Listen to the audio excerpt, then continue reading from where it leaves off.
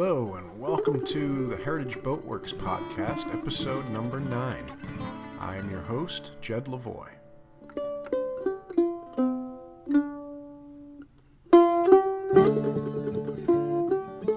Welcome back, folks. Glad to have you here. It's been a long, cold winter. Hopefully the next time you hear my voice at the end of April, we'll be soaring into the middle 60s and breaking the shorts and flip-flops back out. But for now, we're still fighting the cold. It's been one cold winter up here in New England, and I know all you listeners out there from New England are nodding and saying, "Yeah, it sure has." So we're approaching spring, and I'm really looking forward to conducting some of these interviews in the spring. It's going to be fantastic. Folks are opening their shops back up and moving boats, and maybe I'll get out on a couple of sails with some of these beautiful boats that I've seen built. So looking forward to that. Nothing like the last minute here. We're publishing on the last day of March. It's been a pretty hectic March here. My wife, I have 3 kids, all under the age of 9. My wife tore her rotator cuff or did something really funky to her arm and has been pretty much out of commission for the better part of about maybe 2 or 3 weeks here. And I've been picking up the slack for her, which is actually good for her. She gets a little break, and I take on some more duties around the house. But taking care of all 3 kids and running the house like she normally does, because she's amazing, has been challenging to find time to blog and to podcast. So I'm very thankful that I'm able to get this out here at the end of the month, and very excited. I look forward to doing this every month, and hopefully someday I'll be able to do this maybe every 2 weeks, or maybe even every week if I could find the time. So if you haven't connected with me yet, please do. I'm on Facebook and Twitter, and my Facebook and Twitter accounts are very active. I update them at least once a day. Twitter is usually 4 or 5 times a day because Twitter's just so easy. My profile name on both of those accounts is Heritage BW, so you can just track that down and like that page and get my updates. But I'm on there all the time, and I like to drop subtle hints of who my next interview is and things like that. I'm also on Pinterest and YouTube. I actually don't even know the profile names off the top of my head. I'm sure you can search for Heritage Boatworks and find it. I update those occasionally. Pinterest is kind of a fun site just for photos and things, and I usually get the podcasts up on YouTube in kind of video form. I usually just kind of incorporate the photographs I took during the interview into a video and post it on YouTube. It's usually about a week after I publish the actual podcast. If you haven't subscribed, you really should. I shoot out a newsletter every month that announces the podcast, so you don't want to miss out on that. I also share a lot of information in the newsletter that I might not be sharing on the podcast. So yeah, don't miss out on that. The newsletter's a lot of fun. I don't spam you. I'm not going to share your information with anybody. It's just a newsletter to kind of announce the podcast and to share any updates I've had on the website.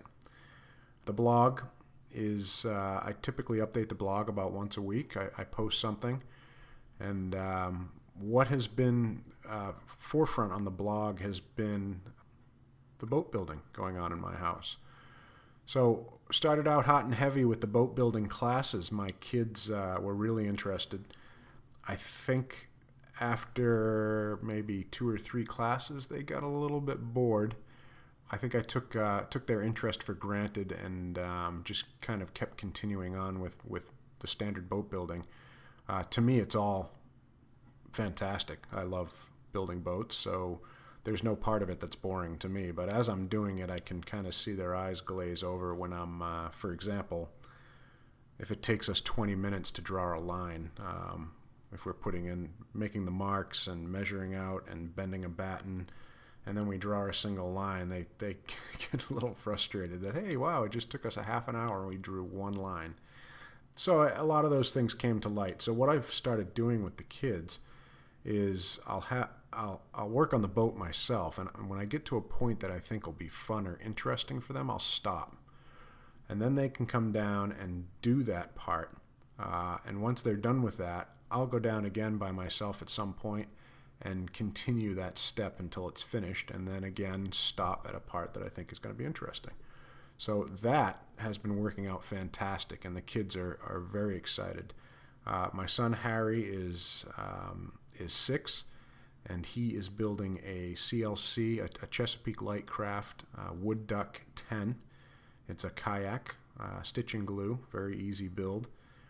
We just got the sapele for the deck, the sapele plywood, so he's very excited. We're marking that out right now, but otherwise the boat is all together. You can read more about that in the blogs titled Kayak Building Class. And my daughter is 8, and we have taken on a major project. It is the Bolger Bobcat, and that is coming along great. The sides are on, the bottom is on, and when I say on, I mean kind of clamped on there right now. Nothing's glued in place yet. She is very excited about it. I think she sees this as kind of her first driver's license type of thing, as her freedom. Even though she knows she won't be taking out the boat by herself for quite some time, but it will be her boat. She'll be naming it. And I'm very excited for her to kind of have her own first boat, and maybe when she's my age, she'll have some stories to tell about her first cat boat, and it's loosely designed on the Beetle cat, if you're familiar with that boat. Which, wow, well, I didn't even plan that, but that's a fantastic segue into the podcast interview.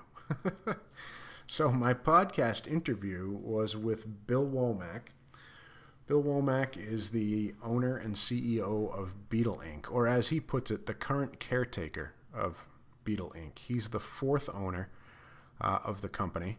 If you've never heard of a beetle cat, I'm not even sure what to say because the beetle cat was, it's very New England. So if you're from other parts of the country or other parts of the world even, you may have never heard of a beetle cat. But beetle cats were everywhere. The first one was built in the 20s, 1921, I believe.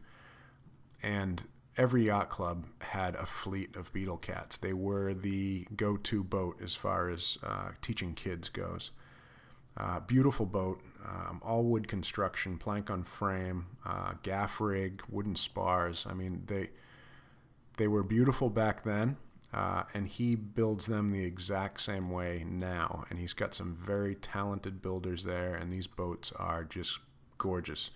Just to be in that shop and to smell the cedar, I mean, it was just quite the experience and quite a beautiful boat. And as you know, I have kind of a soft spot for cat boats, and the Beetle Cat was really one of the first, if not the first, kind of mass-produced cat boat. So, and Beetle Inc. goes way back to whaleboat days. Beetle was the one who designed probably 90%, and that's not a real statistic, I just made that up, but it's probably accurate. Probably 90% of the whale boats that were carried on board of the whale ships, they designed them specifically for whaling. And if you want more information on a Beetle whaleboat, go back and listen to my Graham McKay interviews. Beetle Inc. also built a whaleboat for the Charles W. Morgan at Mystic Seaport. But we didn't focus on that in this interview. We focused more on Bill's story and the story of the Beetle Cat. If you want more information on the actual whaleboat, the interviews with Graham McKay were basically focused on that boat. So go to my podcast index page. You basically just go to Heritage Boatworks and click on the podcast link and listen to the 2 interviews with Graham McKay. He goes through the whaleboat from stem to stern and goes through all the details of all the little parts on the boat that are specifically designed for whaling. It's really a very simple boat when you look at it in the water, but it's very very advanced and very interesting to hear all of the little adjustments they made to the boat as time went on and as the needs were discovered when, I would assume, when folks that were hunting the whales were getting hurt, they would make something on the boat that would prevent them from getting hurt. So that's it's quite an interesting story. Go back and listen to that if you haven't listened already. Okay, so let's move on. Bill is from Alabama. He's got a giant mustache that is a big bushy mustache that covers his top lip and then continues off his cheeks down across the back of his neck. Hardcore Southern drawl. Just a really interesting guy, fun guy to talk to. The visit gave me a little anxiety when I first got there, because Bill was kind of leaned into me a little bit about boat building to start, and I had a great answer for him when he quizzed me on what I thought boat building was. But go to the podcast page and you can see the details of that conversation, because it's not on the podcast. It was before I turned the recorder on. But go to the podcast page. It's heritageboatworks.com/HBW009. So it's heritageboatworks.com/HBW009. And that has a summary of my visit there, my tour, and all the photographs that I took while I was there. So, without further ado, take it away, Bill Womack. All right, here we are in Wareham, Massachusetts again.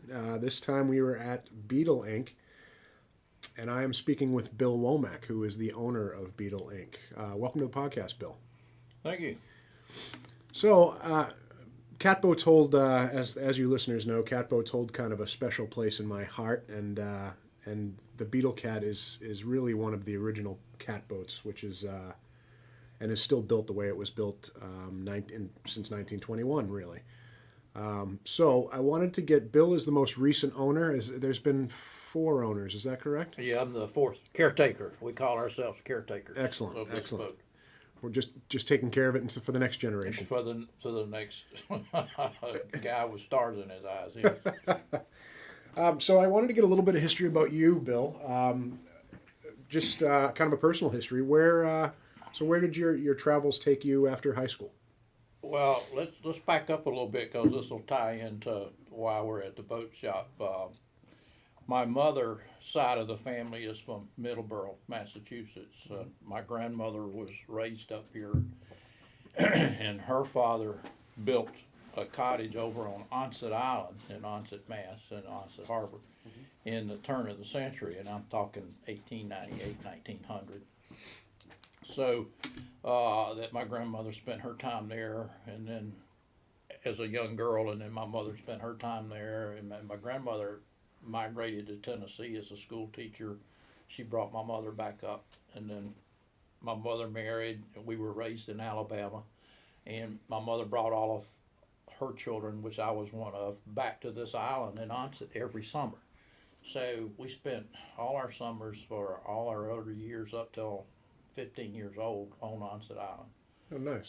So you were raised in Alabama and came up here every summer. We spent all our summers in Onset, and so that was through the late 40s and 50s when the Beetle Cat was in its heyday. And so now you're starting to get the relationship. Yeah, absolutely. So that gets me to, the high school.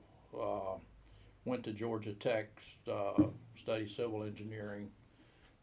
After Georgia Tech, I went in the Navy, and I spent 30 months in South Vietnam on a 12-man Navy CB team, working with Green Beret A teams, Long Range Recon, 3rd Marines, and that kind of thing. So thank you for your service. Certainly. We thought it was all for real at the time, but the good Lord was, blessed us, and we got out of there in one piece. So obviously the good Lord had something else for me to do, and maybe it was for saving the Beetle Cat. We haven't. I think the jury's still out on that. Well, I should say thank you again, because I love the Beetle Cat. Yeah. So. Well, and then I went into heavy construction, and I worked in the construction trade throughout the entire eastern half of the country, and ended up as vice president of operations and general manager for Perini Corporation's U.S. Heavy Civil Division out of Framingham, Massachusetts. So that's what brought us into Massachusetts in 1990, in probably to the middle of the latter half of our career in heavy construction. Mm-hmm. So now, we've got the cottage on the island. My kids were raised up here in the summer. Is that the same cottage? No. Family cottage? No. No. Well, a cottage that was part of my grandmother's ownership over there is still there. The original cottage left there in the '38 hurricane, Okay. which my grandfather built. He built it back almost exactly to the first one, and it left there in '54. Mm-hmm.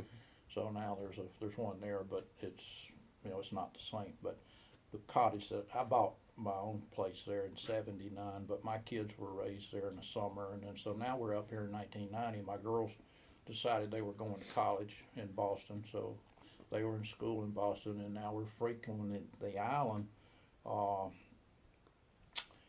a weekend basis, starting in April all the way into October, instead of just coming up for a couple of months during the summer from wherever we were in the construction. Mm-hmm. Construction business, I traveled all over, so we were in Florida, Georgia, Maryland, Mississippi, and we building jobs all around. And so wherever we were, we dropped our pencil and came up to Onset for the summer. So You just had two daughters? Yes. So when we got up here full time with Perini, and were able to get to the island all the time instead of just on a summer vacation type thing, we bought us the first Beetle cat that I ever owned, which was 1991. Mm-hmm. Certainly as a kid over on Onset Island, there was 50 Beetle cats in the harbor if there was one. Mm-hmm. And everybody sailed on them. The Mighty Mites, which you see right here, yep. Sailed out of the Point Independence Yacht Club, which is in Onset Harbor. So we had our introduction to the Beetle cat when we were a kid, and so when we came back up in the '90s, and then said, well, we need a sailboat, and so I'm sitting in the Pier View restaurant in Onset having breakfast on like a Saturday morning tradition, and had the Cape Cod Times, and I'm looking, here's a Beetle cat, but I don't know, $2,000 in Hyannis, and it was 8:30 on a Saturday morning. I called the guy up and I drove down there and bought it. Just like, okay, I'm going to go buy this boat, and right. We brought it home, and that's what got us into the first Beetle cat in this go around. Okay. So, and that got me introduced to Charlie York. Okay. Yep. And because the boat would end up down at the Beetle Cat shop in South Dartmouth, and yep. and Charlie would help me with some work, or he'd do a little of this, a little of that. The boat was pretty tired. It was a 1961 boat. Whoa. And it was steel fastened. So.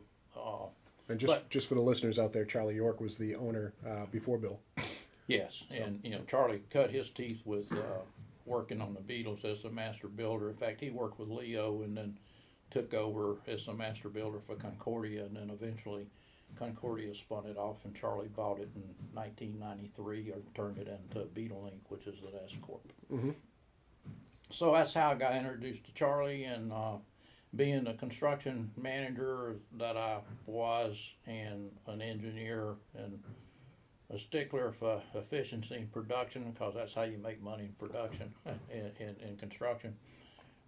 Every time I'd go down there to that Beetle shop, I'd look at that mess down there and say, Charlie, you need to, I need to come down here and help you with this. I can come down here and work with you part time. And I had this thing about wood boats and traditional construction, antique type things, mm-hmm. Of value, the craftsmanship that goes into those things, and just the smell of the wood and the pine tar, the varnish, and all of that went with that shop. So at that point, you hadn't built any boats yourself. You just had kind of a love for the wooden boat. Well, yeah, you had the love for the boat, and on Onset Island, it's an island, so you get over there in a skiff, and so we're looking at these flat bottom skiffs here in the shop, and that's why it's called the Onset Island skiff, because right. we designed that boat, or we put it together specifically to use going back and forth to that island. So so as that would have it, you take care of your own boat. You'd put planks on them, you'd redo the bottom, and then of course these are the old style with the plank bottom and 2 board side, 3 board side, flat bottom skiff type thing. So that's what my introduction was to wood boats. The kinds that sink when you put them in the water the first time. Yeah. And as young boys are, you come up here in the summer as a kid, from 4 years old on up, and you see the boats. And of course in the 40s and 50s, the boats were all wood, and the schooners, and if you read any at all, you know who Jack London is back in those days, and the adventure tales of the Yukon and sailing ships and all of that. So I kind of had that the lure of that, being on those sailing ships, and schooners specifically. I just had a love for the schooners, the old the 2-masted, 3-masted, they got a little big, but the 2-masted schooners, particularly like the Gloucester fishing schooners, those things, being in New England, you just kind of you like the lines, and you get a love for it, and it's the fact that it's just the smell and the feel of it, so it kind of gets into your blood. And I think part of that too that comes out of my mother's side of the family is lineage all the way back to the Mayflower with True Miles Standish. And so you got that New England blood, and my great grandfather was on the water down here in Onset and Buzzards Bay, and so it probably was born with it and just didn't know it. So we had to nourish it a little bit. Right. So, but anyway, we had this Beetle, and then of course, fantasizing yourself as a wood boat person, you'd go to the wooden boat show and ooh and ah. But then I had this Beetle cat, and I'd caulk it and I'd paint it and I'd put stuff on it and take stuff off, and then it'd get to a point where somebody needed to help me, and that's how Charlie got into the picture. I'd take the boat down there and he'd work on it. So that's kind of how we got from, being born in Alabama to Charlie York at the Beetle shop. The interesting story, the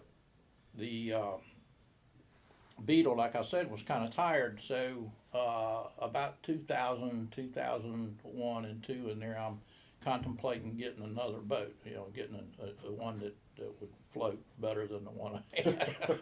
Because, you'd fill up and you'd have to bail it and go through all that. So I went to the main boat builder show and looked at the glass boats and the different types of boats, and it took me a while, but I came back around to having Charlie build me a new hull. Actually go get another wood Beetle, but a new one. Right. So I talked to Charlie and we made a deal, and so he was going to rebuild me a new hull, and we'd put the old rig on and paint it the same color and everything. And subsequently, nobody knew I had a new boat. They just thought it was an old boat sitting on the mooring, which was the whole idea. But in doing that, Charlie was 1.5-man band down there. He had a guy working with him part-time that did some painting, but Charlie was he was undercapitalized, and that was part of the reason I'm going to kind of need to come down here and help you organize this thing and get it more efficient. Well, Charlie was trying to do all the books. He was trying to do the order, and he was trying to answer the phone. He was trying to build the boats. He had no time to repair boats at all. There was no repair going on. There was very little maintenance going on. And very little new boat building, because if he had to go take care of a boat, launch a boat, or see about a small repair like he would do for me occasionally, there was no time to really build new boats. And this was a time when the Beetles were still pretty popular.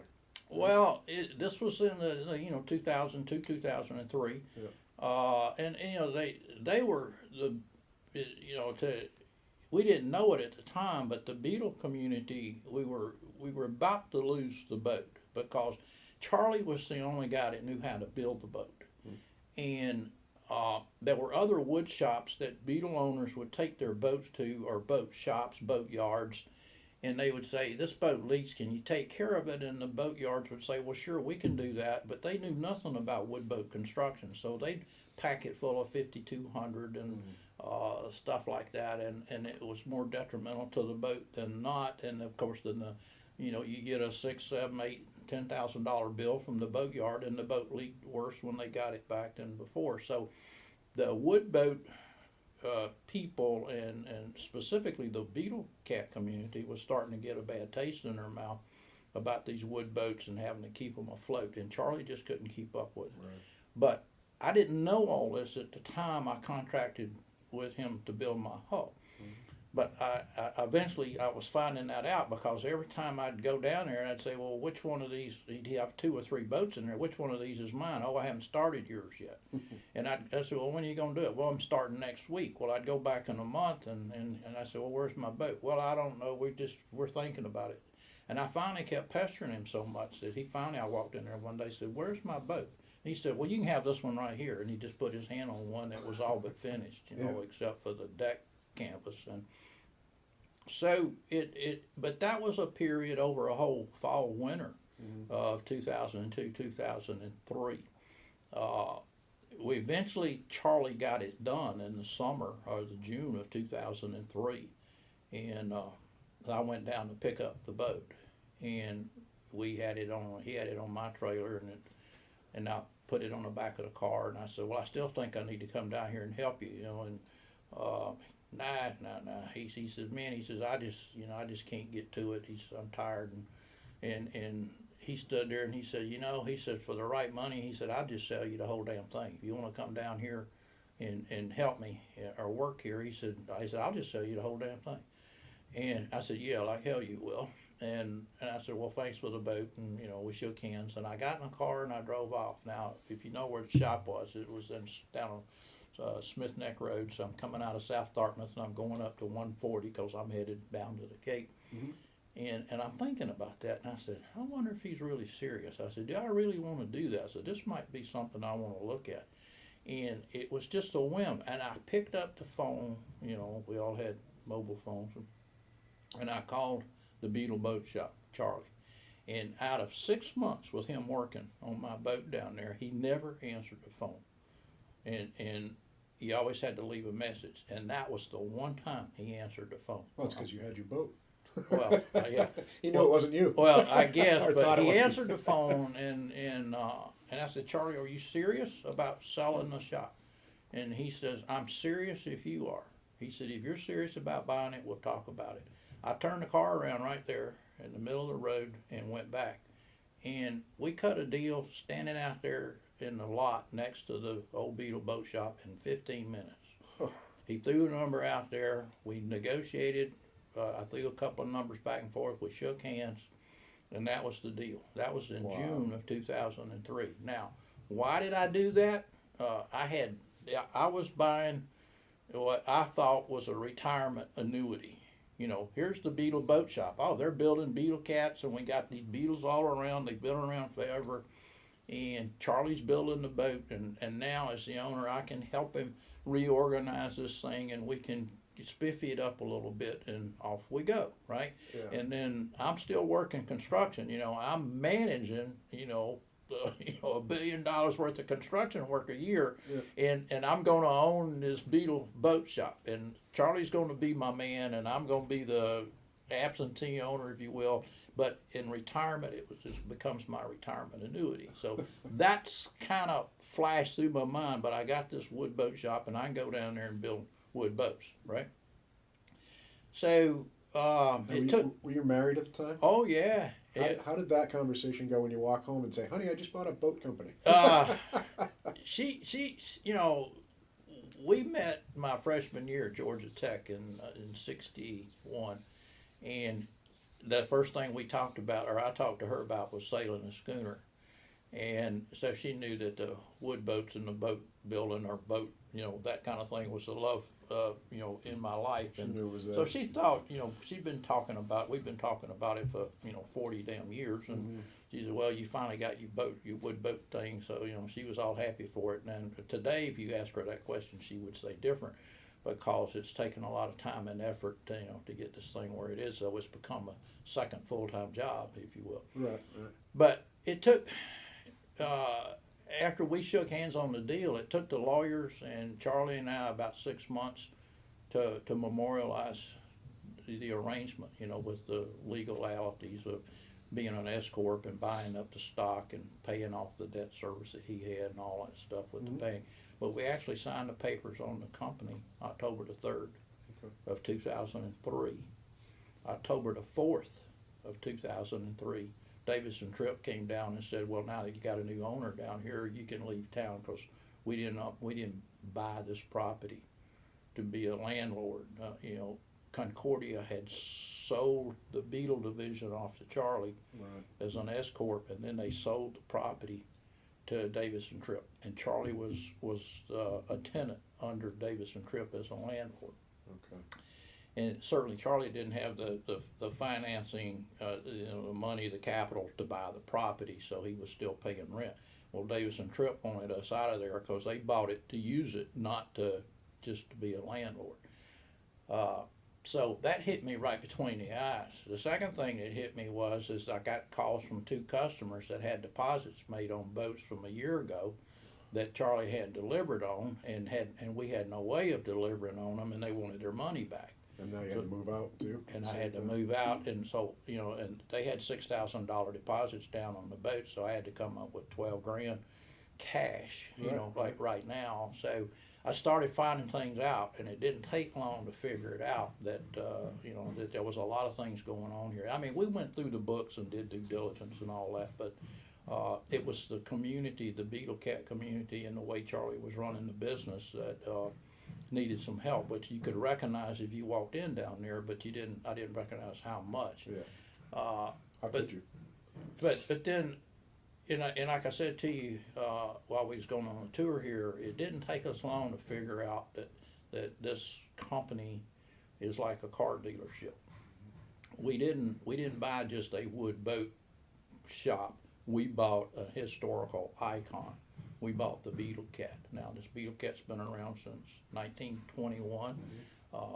I sailed on them as a kid, and everybody in the baby boomer generation that ever been to New England sailed in a Beetle Cat or learned how to sail in a Beetle Cat. So there was a tremendous following out there through all these years with all these Beetle Cats that were sitting on the side of the road and couldn't get fixed because nobody knew how to fix them, and Charlie couldn't get to them.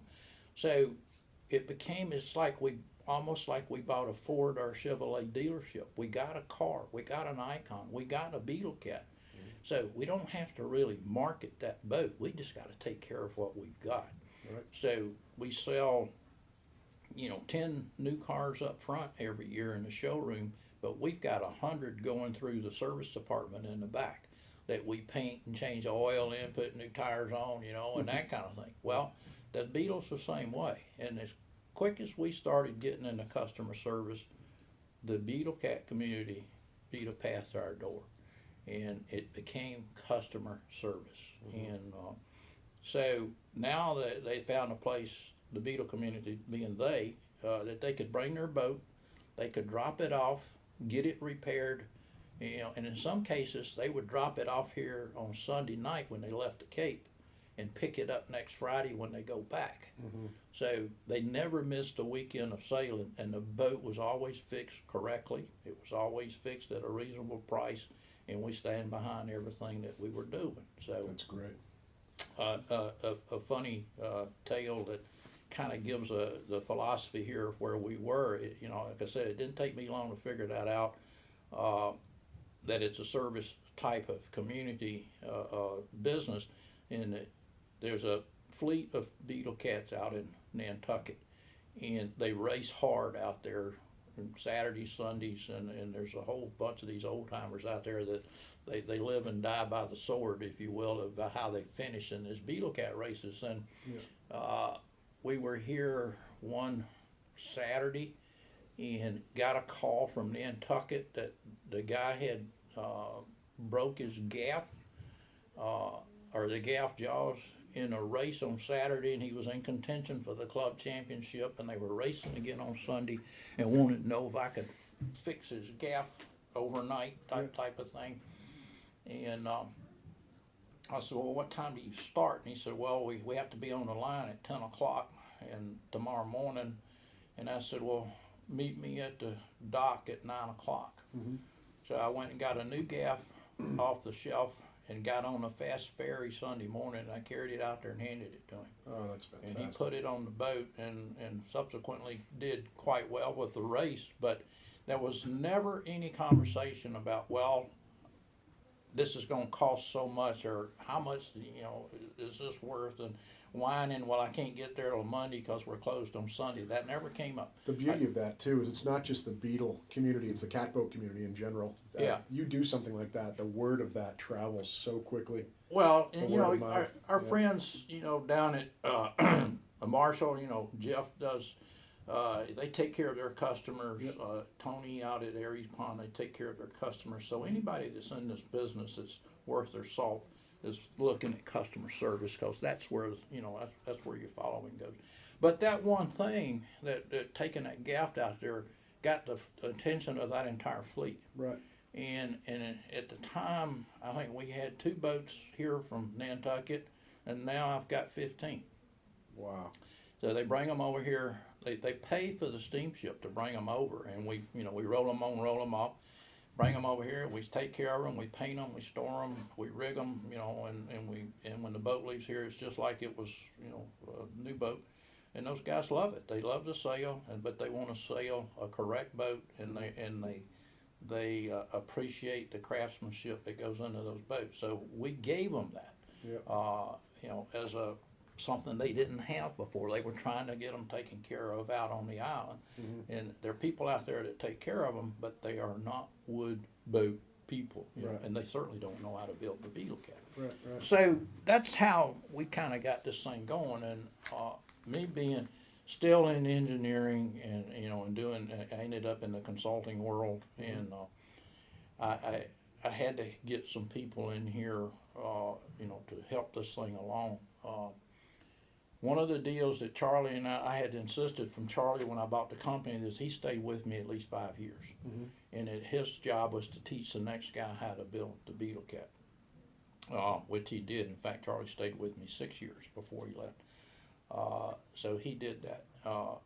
And then I was fortunate that I knew people like Jonathan Richards, who's my shop superintendent back there, and Michelle Binacanto, who is our office manager, customer service rep. Mm-hmm. Both of these kids had worked for me at Perini. They both came out of college and were working for me in the construction civil engineers. And Michelle started out in the deep tunnels in Chicago, but Jonathan started with me right in the Big Dig.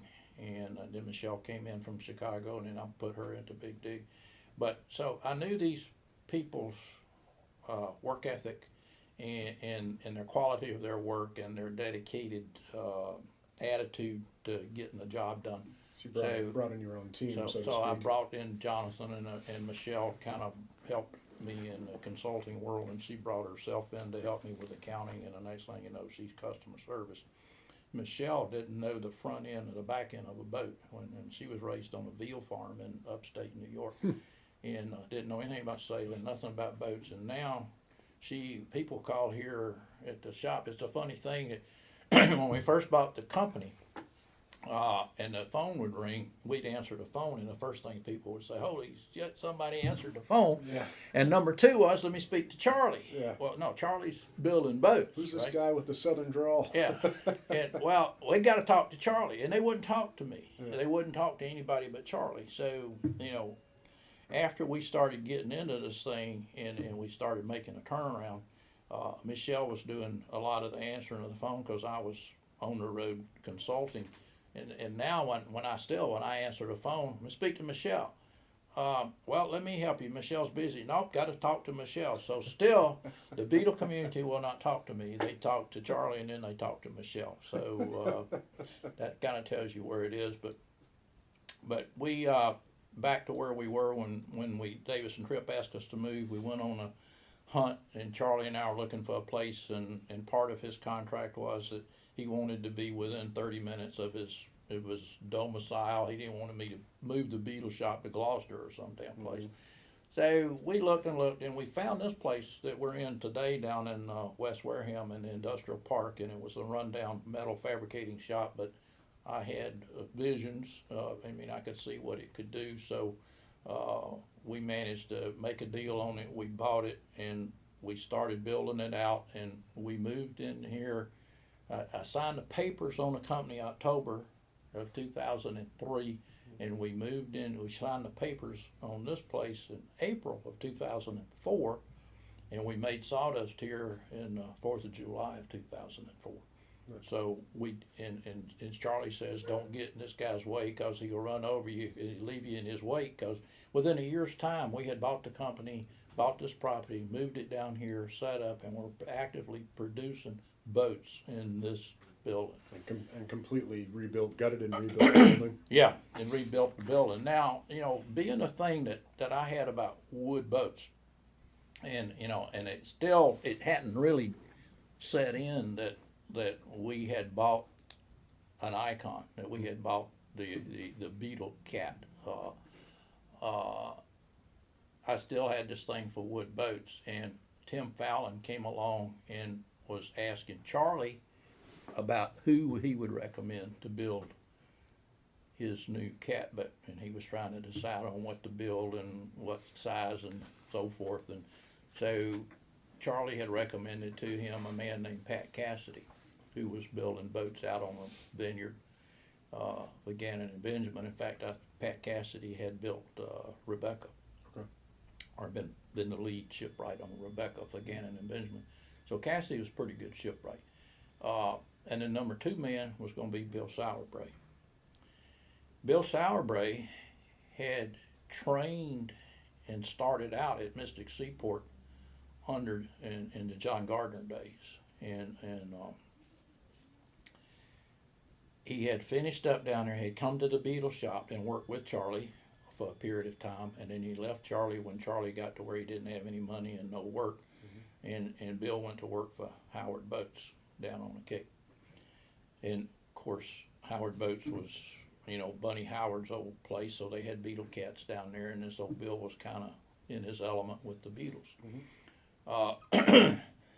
So we struck a deal when I heard Charlie was talking to Tim about building the boat and recommending these other shops. I turned around, I looked at Charlie and Tim. I said, "Why can't we build it?"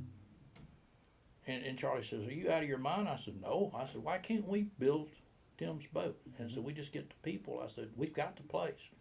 So they kind of looked at me like I'd lost my mind, but I sat down with Tim and using our engineering mentality, we actually did a man-hour estimate on how to building the boat, and we talked to people about what it would take, and Sauerbray and different ones, and put that estimate, and we shook hands with Tim to build his boat. He actually chose us to build the boat, and Cassidy was going to be the guy.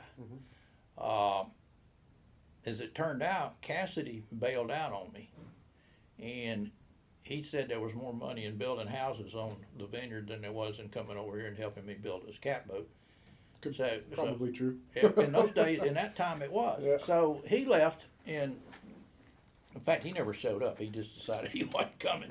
So that left Sauerbray. And Sauerbray was nervous as a long-tailed cat in a room full of rockers. He says, "Man, I don't know if I can do this or not." And I said, "Look," and Bill and I sat down. I said, "Look," he says, "I'll give you what you need. We'll buy you the tools. We'll give you the place. We'll give you all the support you need." I said, "All you got to do is tackle it." I said, "If we don't know how to do a certain cut, we don't know how to do a certain thing or technique," I said, "we'll go find out." I said, "We can stop and go talk to the people that know how, and we can get some guidance." I said, "But we can do this." So he said, "Well, if you're willing to take that risk," he says, "I'm willing to try." That's how we got started. Now, just for our listeners, Tim Lund's boat is Kathleen, which is a giant Hanley cat boat. 28 feet. 28 foot. Do you have some specs on that? 28 foot Hanley cat boat, all wood, obviously. Yeah, traditional, built Yep. just like Hanley would have built it back in 18. And what's the beam on that? Do you know? Is it 14 feet? It's 13.7, 13.8, something like that. That is a giant boat. It's a little bit longer than the Beetle Cat is. Yeah, It's right. wider than the Beetle Cat is long. But so that kind of got the Beetle shop into a little different arena with this custom project. So Charlie's building the Beetles. Jonathan, who I brought with me, is training under Charlie to build Beetles. Sour Bray is building Hanley, and we hired a guy named John O'Donovan to help build on the Kathleen. Mm-hmm.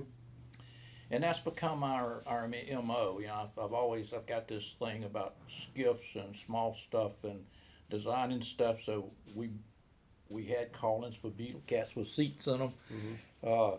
So Bill sat down and designed a Beetle 14, and I financed the development of that. And we put our startup cost into it. We patterned it up, and we built a couple of those, and we subsequently have built 2 more. So that's turned out nice. We've got a couple of skiffs that we've designed and built for specific reasons. So but all very traditional. Everything here is plank on frame, and we just like doing it that way. Right. Know, the feel of the wood and the smell of it, and the cedar smell out there is glorious. Well, it's that, and you get the oak and the other things. But you take a piece of wood and you run a plane down it.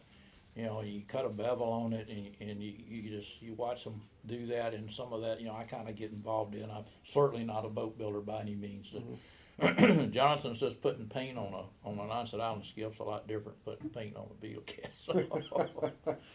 But so we've been kind of fortunate that the Beetle community has supported us. Number one, we've had opportunities to do these custom projects that have turned out very successful, and I will say the reason of the successfulness of it all has been because of the people we've got here. They're all hand chosen. They're all very talented, and they're all artists. They're all dedicated to the cause, and they do what they do. Mm-hmm. We're a small shop. We got 5 people here, but there's nobody that surpasses us in quality for what we turn out here. Right. Both in Kathleen, the Alarian that we built. Even the people that look at our schooner, even though that old tub, it's just got that nice look to it, and you just fall in love with it when you stand there and look at it, Right. So as part of that goes into this shop is what we produce. And just for the listeners out there, if you actually want to see a Beetle cat with benches in it, which I got a kick out of out there, I'll have some pictures on the podcast page. Just one note there. Mm-hmm. The Beetle 14 is got the seats in it, of course, and we call it the 14. It's 2 feet longer in length, but it's 80% larger in volume. So right. It's got a lot more volume. But historically, back in the Concordia days, they built 12 Super Beetles, they call them. Okay. And they used the exact Beetle mold that we see in the back there, but to build the boat, but they put seats in it. Huh. They added an extra plank and raised the shear up. Okay. And there's still a couple of them around. We hear a guy's got one in San Francisco, and we still take care of one here. But there are boats that still survived out there that are the same length as a Beetle that have seats, but they're more of a deeper shell than the traditional Beetle. So, but the Beetle 14 is the new way to go. It's a good segue into my one of my last questions.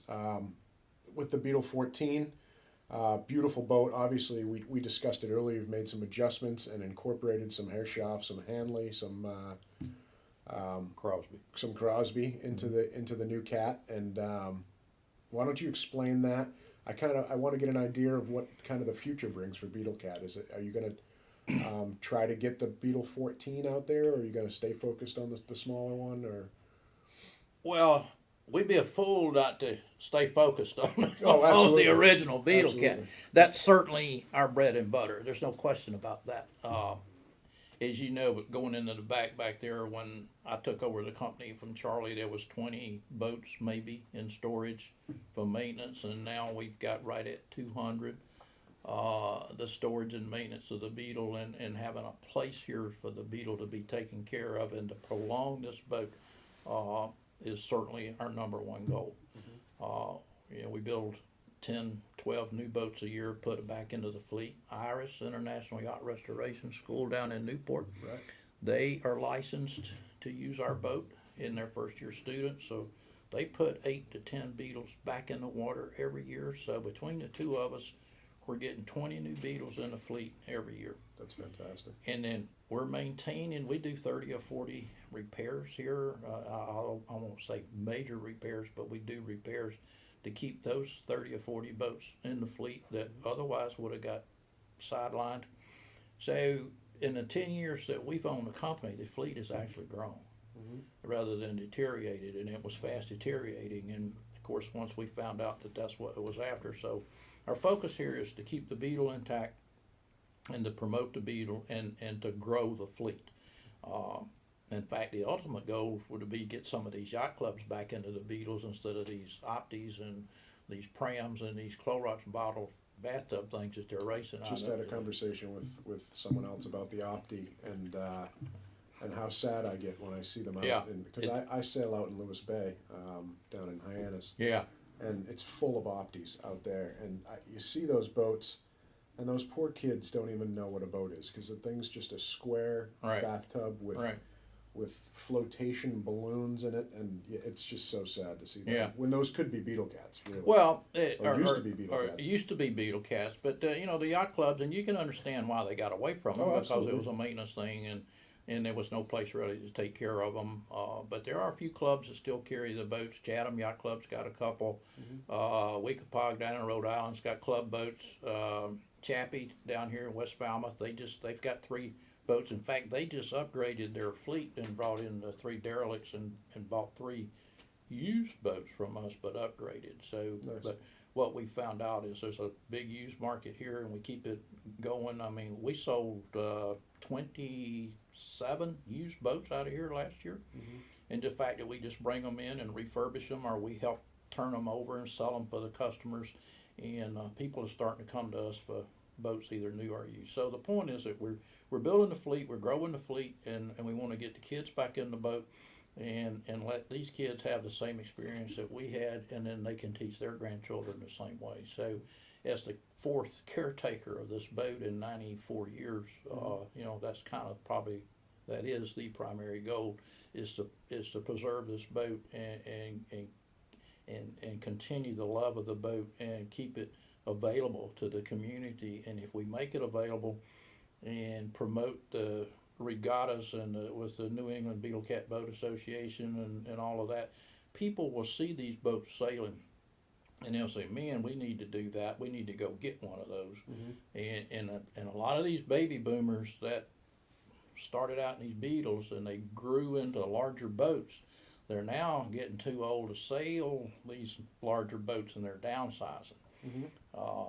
We rent the boats today so we can get people in them for a week at a time or for a summer at a time, and they can see how they like the boat, and then we can build them a boat after that or get them into a used boat. So we're doing all kind of things to get that working.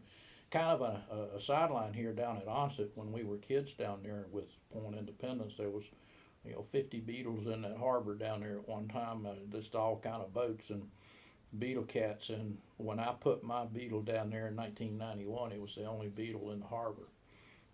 Today we've got 6 down there. Nice. And Point Independence Yacht Club, bless their heart, they've got 2 Beetles on the dock that belong to yacht club members. We've had Beetle Cat sailing lessons over there with them, and we've got boats in the water down there. So it's starting, that's a turnaround. And our goal is to see 50 more Beetles sailing out of Point Independence. Yeah. But with that being said, as to where Beetle's going, so certainly I think I've made that clear enough that that's where we want to go. But we haven't lost our focus as well on custom boats. We would consider some kind of restoration in the traditional wood boat market. We certainly would do new builds in the traditional wood boat market. It's got to be the right person or the right boat, and certainly we would take a look at it and like to be considered for stuff like that. So I don't think we've built our last custom project in this shop. Doing that whale boat that we just finished up for the New Bedford Whaling Museum was just a hoot of a project for us, particularly since it was a Beetle whale boat, and it was kind of like a 100-year full circle for the Beetle name, if you will. going from the whaleboat to the Beetle Cat back to the whaleboat. So, it's just involved in the history with that and doing these side projects that keep us in that traditional mode and keep us attached to our heritage and to the New England wood boat building days is probably what we're all about here.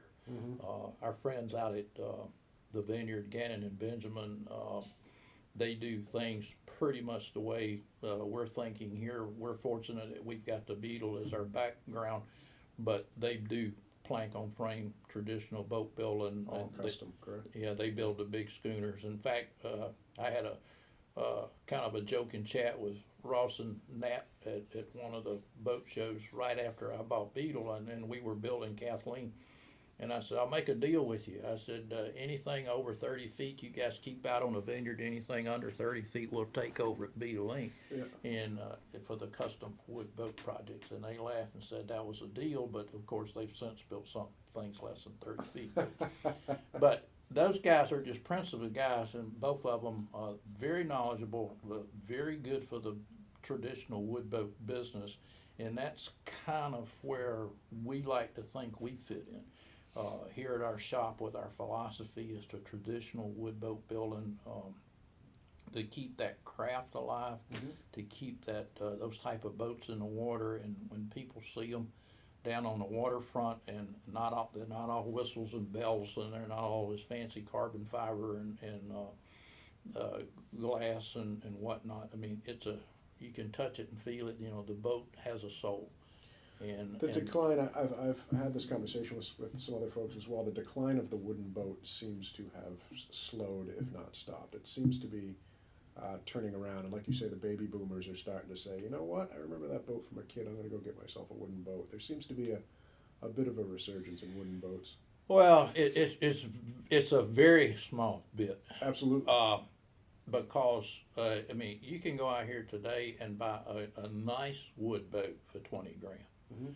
We just sold a 35-foot Sparkman & Stevens back here for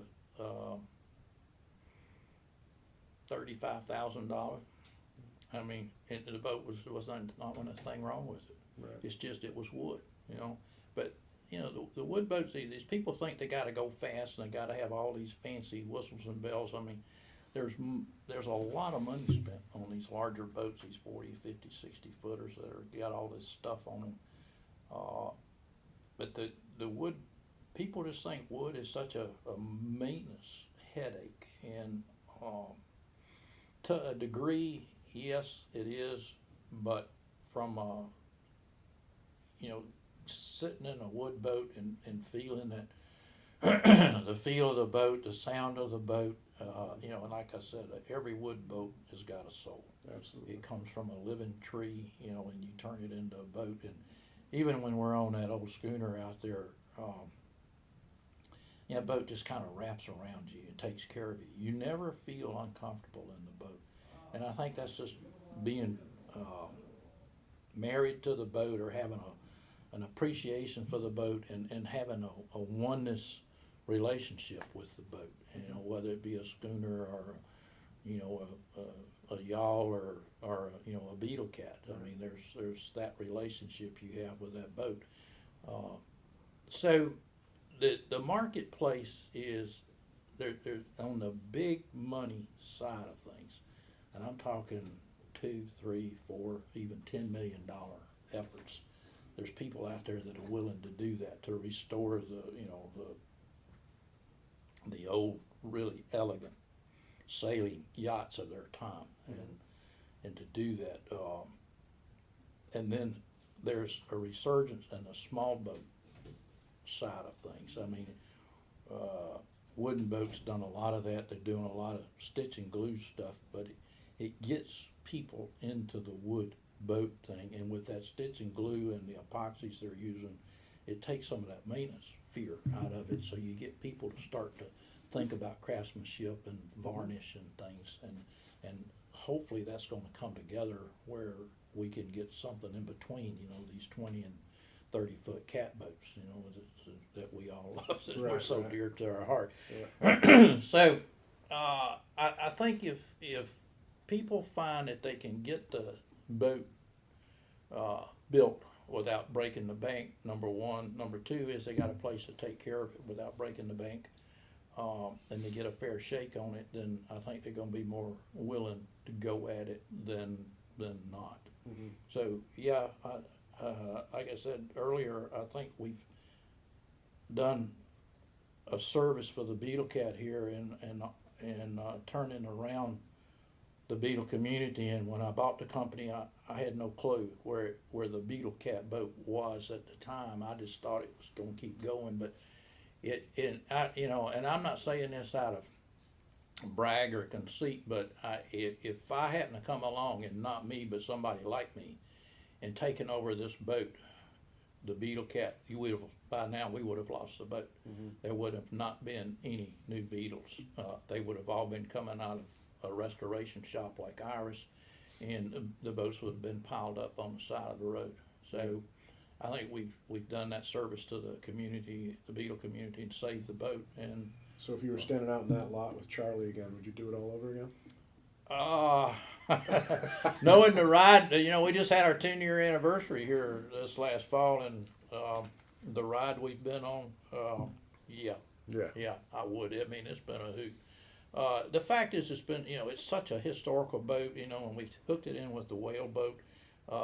You got people that they come by and see us all the time. We learned how to sail. We grew up on that boat. They come to boat shows and tell us that they have no desire to buy a Beetle Cat. They just want to come in here and smell. Right, right. So yeah, I'd do it all over again. These boats, the Beetle Cat, are almost like the family dog. They buy them, and then Grandma sailed in it when she was a kid, and then her daughter, and now the grandkids are sailing in them, and they bring these boats up here, and they're 40 years old, and they don't want to let it go. And you say, we can get you a new hull cheaper than we can fix this boat, and they will spend the money on keeping this old boat. Not many fiberglass boats last. You can't last do, 40 years. You never can't mind do a that. boat. You can't do that, and so they become part of the family, and and when you can be a part of that, and when you watch these people come in here and go through the process of picking out a boat and buying a boat, and Michelle does a great job of sending them progress photos over the building of the boat, and then we make a big deal out of commissioning the boat and getting them the right colors and all of that. Mm-hmm. And they just walk out of here as proud as a peacock with this little Beetle Cat, and it's just that makes you feel good. That's part of giving something back to the Beetle community that we wouldn't have done otherwise. So yeah, it's been a ride. That's fantastic. Why don't I think we covered just about. I mean, I have a whole list of questions. I told you, and I think we went through them all. When I get going here, I got a story about everything. I didn't give you half the story. No, outstanding. Let me. Why don't we do this? If someone wants to get in touch with you, how do they get in touch with you? I know you have a website. Yeah, we got a website, beetlecat.com. Yep. This would be one place. Certainly, I'm old school. Pick up the phone and call us. It's 508-295-8585. Michelle will answer the phone, but she's knowledgeable, so you can talk to her. And the website's got email information on it. It's info@beetlecat.aol.com. Okay. Then the shop here has an open door policy all the time. Yep. I mean, you don't have to make an appointment. You can come up here. We'll take you through. You can see what we're doing. You can smell the cedar and, look at the boats. And so, if you're in the neighborhood, stop in. And if you're, if the listeners out there, if you're curious about the Beetle story, they have a DVD. I'm actually going to pick one up now. I've seen it before, but I'm picking one up. Great DVD. You can get that online as well, I believe. Yep, you can get it from us, or a Wooden Boats store carries them. If you're in the area, come out and see this shop. It's a beautiful shop. What they've done with it, lots of cool merchandise, and seeing some of the boats coming together and smelling that wood out there is just fantastic. So, Bill, thank you so much for your time. We'll wrap it up there, and thanks again. All right. Well, if you get any feedback on this, if I can give you another couple of hours of stories if we want to do a follow up. But as you can tell, we're passionate about this boat. We're passionate about this business. We love wood boats, and we're just glad and thankful that the good Lord has made it part of our life. Excellent. That sounds like an open door for interview number 2. It could be. Yeah, could be. Thanks, Bill. All right. Well, that wraps up this month. It's sad. I get sad when it's over. So I'll look forward to... I actually don't have an interview lined up for April, so I'm going to start working on that. I've got a whole giant list of people I want to speak to, so it won't be hard to find somebody. But I hope you enjoyed this. I really did. I'm hoping Bill enjoyed it as much as I did. It seemed like he did, and I think we both enjoyed the chat. And I'll look forward to hopefully visiting Bill in the summertime and maybe seeing some of his boats in action. Again, don't forget to subscribe. Don't miss out on the newsletter. Lots of great information in there. Check out my blogs. Hook up with me on Facebook and Twitter, and I will see you soon. Thanks. Bye-bye.